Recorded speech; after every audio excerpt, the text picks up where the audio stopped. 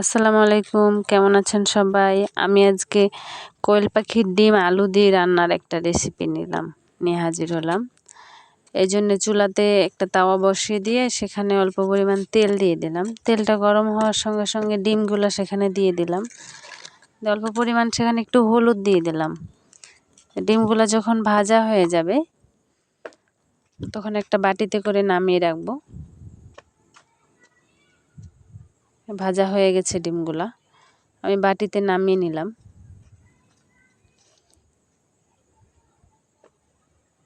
আর সেই ডিম ভাজার তেল দিয়েই আমি কিউব করে কেটে রাখা আলুগুলা সেখানে দিয়ে দিলাম। আলুগুলো আমি একটু কিউব করে কেটে নিয়েছি, আপনারা চাইলে আপনাদের মন মতো করে কাটতে পারবেন। সেখানে অল্প পরিমাণ লবণ দিয়ে আবার আলুগুলো ভালো করে ভেজে নিব আমি।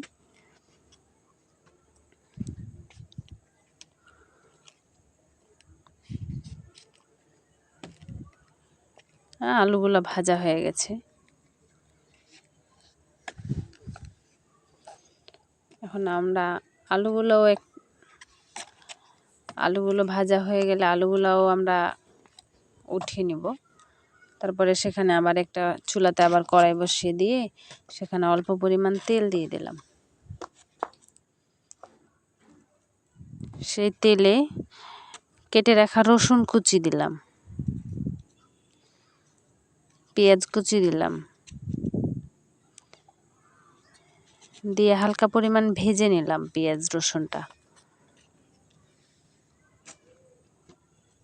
তারপর সেখানে একটা তেজপাতা দিয়ে দিলাম। দিয়ে আমার এই পেঁয়াজ রসুন তেজপাতা ভাজা ভাজা হয়ে গেছে। সেখানে হলুদ গুঁড়ো আর পরিমাণ মতো লবণ দিয়ে দিলাম।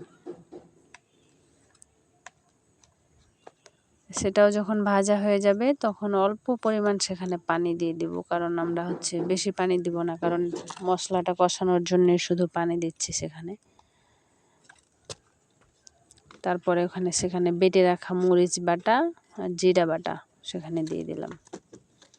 আমি এখানে বাটা মশলা ব্যবহার করতেছি, আপনারা চাইলে গুঁড়া মশলাও দিতে পারেন। মশলাটা কষানো হয়ে গেছে আমার, প্রায় মশলাটা কষানো হয়ে গেছে। সেখানে ভেজে রাখা আলুগুলা দিয়ে দিলাম সেই মশলায়। দিয়ে আমি একটু অনবরত নেড়ে চেড়ে একটু কষিয়ে নেব, ভালো করে আলুটা কষিয়ে নিলাম।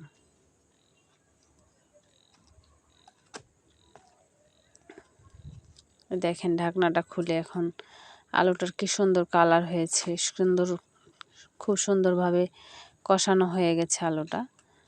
তখন সেখানে আমিও ভেজে রাখা যে ডিমগুলো ভেজে রাখছিলাম সেই ডিমগুলো সেখানে দিয়ে দেব।